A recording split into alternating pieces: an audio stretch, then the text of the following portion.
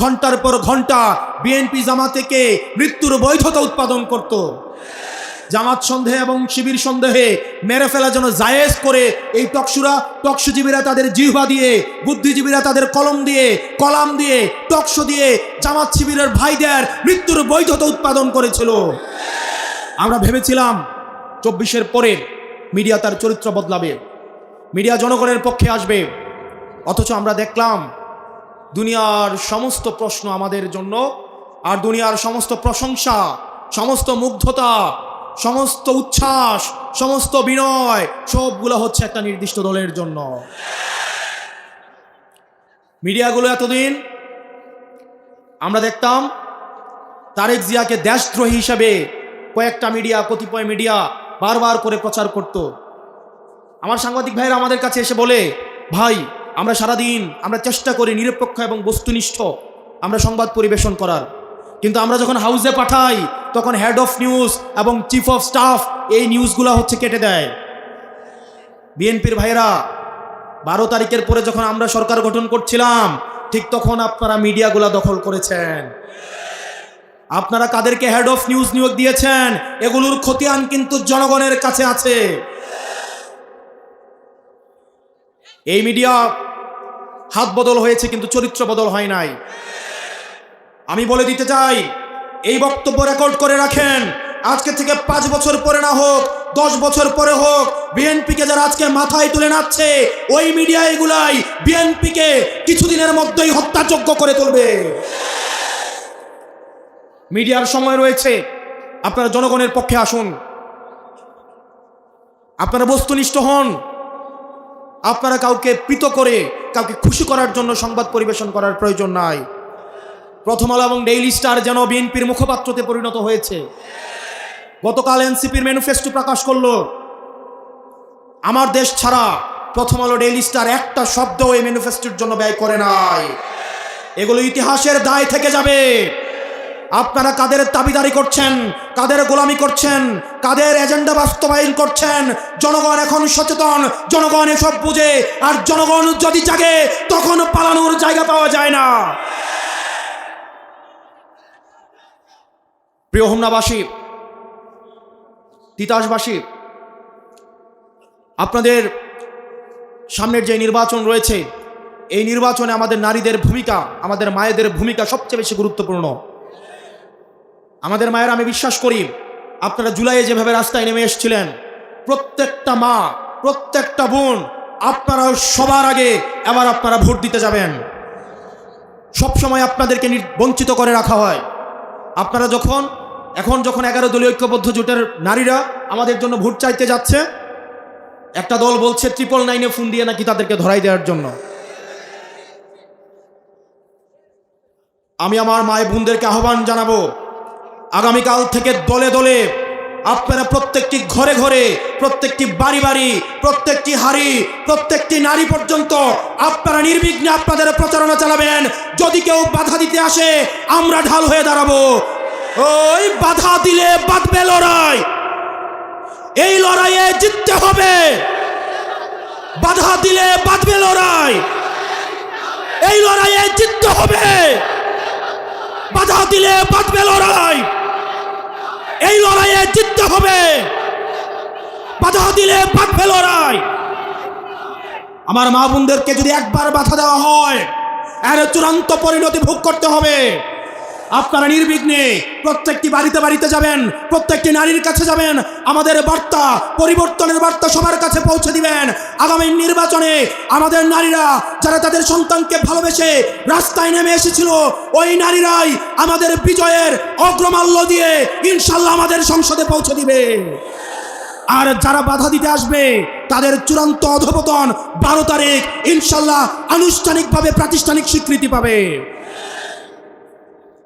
আপনাদের 12 তারিখে এইখানে আপনারা যারা আছেন মনে রাখতে হবে, ভোট কিন্তু প্রার্থীর কাছে না, ভোট হচ্ছে ভোটারের কাছে।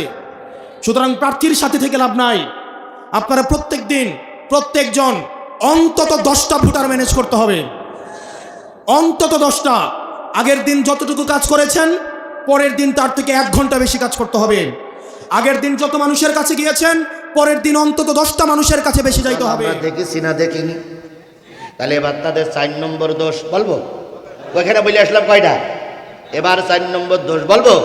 মা হুম মিনকুম ওয়ালা মিনহুম, তারা তোমাদের দলেও না তাদের দলেও না। তারা নিজেদেরকে খাঁটি কোরআনওয়ালা বলে দাবি করে না, শরীয়ত মেনে চলবে এ কথাও তারা বলে না। আবার অন্য মুসলিমদের কাছে যেয়ে বলে না আমরা তোমাদের দলে যোগ দিছি, মুসলমানদের দলেও থাকে না ওদের দলেও থাকে না, এরা দুই কুল বোঝাই রেখে চলে। ও আল্লাহ, বিগত 15 বছর টুপি দেখিনি, এখন বলি সর্বনাশ, টুপি দেখলি মনে হয় জান্নাত থেকে পালাই আইছে। ওরে জান্নাতের টুপি রে ভাই। আর টুপিওয়ালারা বলতেছে এরকম অপেক্ষায় ছিলাম, কারণ এখন টুপি বিক্রি হচ্ছে ভালো। এই জন্য এক টুপিওয়ালাকে জিজ্ঞেস করলাম ভাই খবর কি? কয় হুজুর কেন্দ্রে ফোন করেন, ভোট যেন 1 মাস পরে হয়। তাই বললাম কেন? কয় টুপি বিক্রি হচ্ছে ভালো। টুপি কি শুধু ভোটের সময়? এই কথা বলেন, টুপি কি শুধু ভোটের সময়? এখন কি সুন্দর টুপি মাথায় দিয়ে মুফতি সাহেব সেজে হাজির মাল গায়ে দিয়ে তসবি নিয়ে কি কায়দায় বলতেছে। আর একদিন আর একদম দেখলাম নতুন একটা সূরা নাজিল হয়েছে, সে সূরাটার নাম আছে লা ইলাহা ইল্লাল্লাহু মুহাম্মাদুর রাসূলুল্লাহ। নেতা বলতে এই সূরা অনুযায়ী কাজ করবা জান্নাতে যাবা। লা ইলাহা ইল্লাল্লাহ নাকি একটা সূরার নাম। ওরে ফতোয়া রে, ওরে টুপি রে, বলুন তো টুপি কি সব সময় পরবেন না ভোটের সময় পরবেন?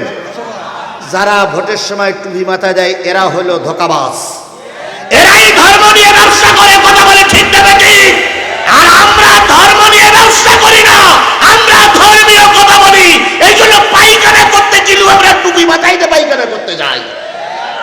বলেন তো দিনদার লোক যখন বাথরুমের ভিতরে যায় তখন মাথা ঢেকে যায় না মাথা আলগা করে যায়? ঢেকে যাওয়াটা সুন্নাত। বোরকা শুধু নির্বাচনের সময় আমার মা বোনেরা পরে না, মা বোনেরা বোরকা পরে সব সময়। সুতরাং ওরা তোমাদের দলেও থাকবে না তাদের দলেও থাকবে না, কখনো এদিক কখনো ওদিক। আমি চিন্তা করি আল্লাহ এরা যদি মারা যায় কবরে দেব না শ্মশান কাটে দেব। কারণ যেই না আপনি মারা যাবে সেই ওরা এসে বলবে এ লোক আমার দলে। আবার হুজুররা যেই বলবে এরকম আমার আছে তো ভাই, তাহলে কোন দিক দেবো? এখন 2 কুল বজায় রেখে ওরা দুনিয়ায় চলেছে, আমরাও 2 কুল বজায় রাখবো, মাঝখান থেকে ফাড়বো। এখানে ফেরি ওদের বলবো তোরা নিয়ে সিটাই নিয়ে উলুলুলু হু, আর হুজুরির বলবো আপনারা এদিক ছিল এই অর্ধেক নিয়ে জানাজা পড়ে কবরে দেন। যারা 2 কুল বজায় রাখে ক্লিয়ার হয় না তাদের পরিণতি এরকমটাই হয়। কথা বলেন, কথা বলেন, কথা বলেন। সুতরাং হয় আমরা কোরআনের পক্ষে, নাই আমরা খ্রিস্টানদের পক্ষে। এখন আপনারা এখানে যারা আছে সবাই কোরআনের পক্ষে না 2 কুলির পক্ষে? কোরআনের পক্ষে কারা কারা 2 হাত তুলে দেখান তো, কোরআনের পক্ষে কারা কারা?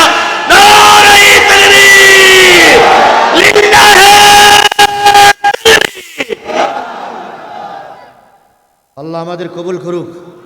আজকে হাত উঁচু করে দেখালাম যে আমরা কোরআনের পক্ষে। এই শপথের পরে আল্লাহ আমাদের টিকে থাকার তৌফিক দান করুক।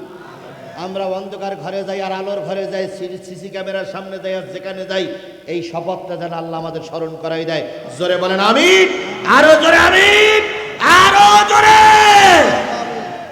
মা হুম মিনকুম ওয়ালা মিনহুম, তারা তোমাদের দলেও না তাদের দলেও না। ওয়া ইয়াহলিফুনা আলাল কাযিবি ওয়া হুম ইয়ালামুন, তারা জেনে বুঝে মিথ্যা কথা বলে, জেনে বুঝে মিথ্যা শপথ করে। এই দেবো সেই দেবো, 2,500 টাকা দেবো, 3,000 টাকা দেবো, 5,000 টাকা দেবো, 7,000 টাকা দেবো, 10,000 টাকা দেবো। এই মিথ্যা শপথ তারা জেনে বুঝেই করে। ইয়াকই যদি দিতে চাই এখন দেখ, এখন দেখ। অন্তত আমরা খেয়ে বুড়ি বেশি দেবার জায়গায় যাই। এই জন্য ওরা সঠিক কি বেঠিকটা আমি বলবো না, তবে যদি জেনে বুঝে কেউ মিথ্যা শপথ করে তাদের পরে আল্লাহর কি? জোরে বলেন তাদের পরে আল্লাহর কি? কয়টা বললাম? 5টা। আর 2টা বলবো, বলবো 2টা বলতে আমার সময় লাগবে আর মাত্র 10 মিনিট। এই 10টা মিনিট সময় আপনারা দেবেন তো? দেবেন তো? আমি 7টা কথা বলবো কোরআনের কথা, আর যাবার সময় একটা কথা বলবো রাজনীতির কথা, মাত্র একটা কথা বলবো রাজনীতির কথা, সেটাও কোরআন শরীফে আছে। ওই কোরআন শরীফের ওই আয়াতটা রাজনীতির আয়াত, একটা আয়াত মাত্র রাজনীতির, আর বাকিগুলো সব কোরআন নীতি হাদিস নীতি।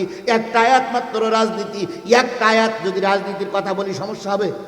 তাহলে একটা আয়াত মাত্র রাজনীতির কথা বলবো, আর সব কোরআন নীতি। একটা আয়াত রাজনীতি, সেটাও কোরআনে আছে, ওইটা বলবো। তার আগে আমি আপনাদের কাছে ছোট্ট একটা দাবি করবো, সেটা হলো, ভাই দুটো কথা শুনে যাবেন তো? দাবি হলো, সবার কাছে দাবি হলো, এই যে বিশাল একটা মাহফিল করেছেন, এই বিশাল একটা মাহফিল করেছে কর্তৃপক্ষ, এই বিশাল মাহফিলের দ্বিতীয় বক্তা যে টাকা তুলেছে, এখনো মাইকওয়ালার টাকা হয়নি।